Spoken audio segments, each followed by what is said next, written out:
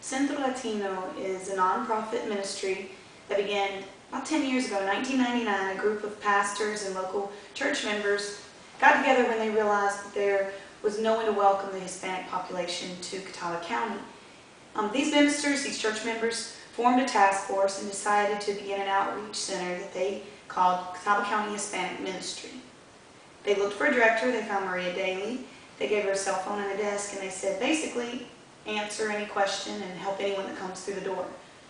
In the next 10 years, Maria developed programs such as ESL classes, prenatal classes, healthcare classes, and a variety of resources for the community, and also built community collaborations so that the Hispanics in our community would know where to go for services.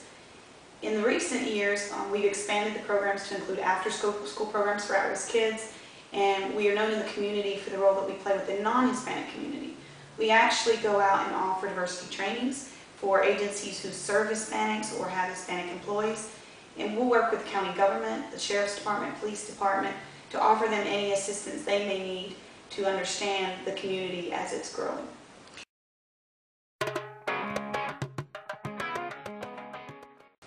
Well, as you can imagine, there's a lot of fear in the Hispanic community, just due to the fear of government and due to the fear of police. So we do as much as we can so that the people don't have to fear the police department. So anytime a question comes up, maybe about driver's licenses or domestic violence victims or things like that, we have a very good relationship with the police department. We may call the chief of police and say, would you mind coming over to Centro Latino and clearing up these misconceptions about what the police department really is doing.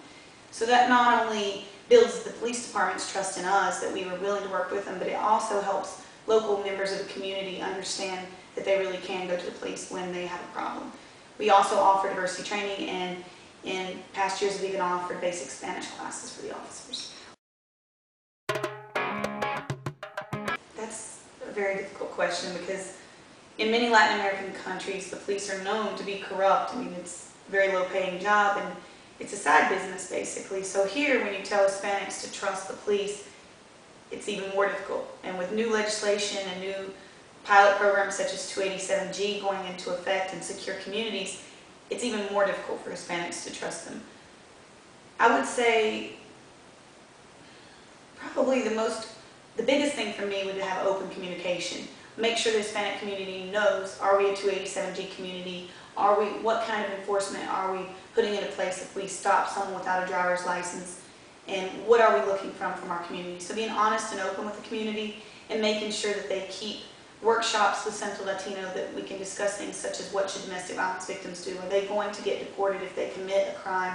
Or is it better for a victim to just not report the crime if they're undocumented? Those are things that if the police department will answer those questions, I believe that the community would feel less fearful about dealing with the police department.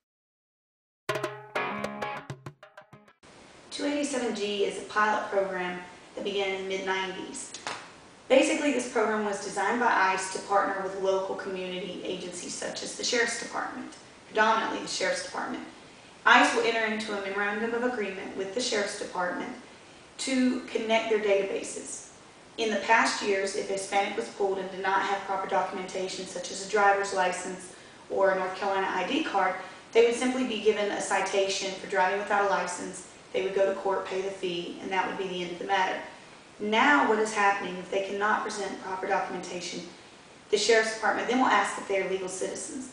These people will then answer that question, yes or no, and if they lie or for any reason are found to be undocumented, they're taken into the Sheriff's Department. When their fingerprints are run, instead of just running their fingerprints at the local level, they run through FBI and ICE databases.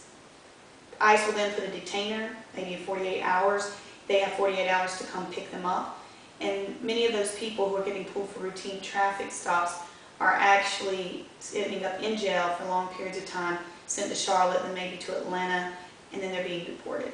So instead of just criminals getting deported, it's actually any person who cannot produce the proper ID. According to ICE, this program was designed to deport convicted felons, class 1, 2, 3, whatever the felony status, but it's actually not being used for that purpose. Whether it's lack of training on the officer's end, if ICE is not providing the proper training, there is a lot of miscommunication, and several cases that have come up, especially like in Nashville, with misunderstandings and And just really abuses of the system really highlight the lack of information that's being provided from ICE to the local sheriff departments. Well, thank you very much.